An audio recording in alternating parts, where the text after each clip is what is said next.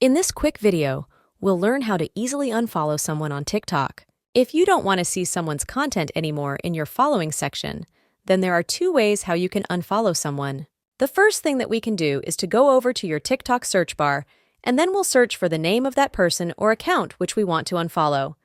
So simply open the account, and in order to unfollow this specific account, all I have to do is to tap on this little person icon that's next to the messages button.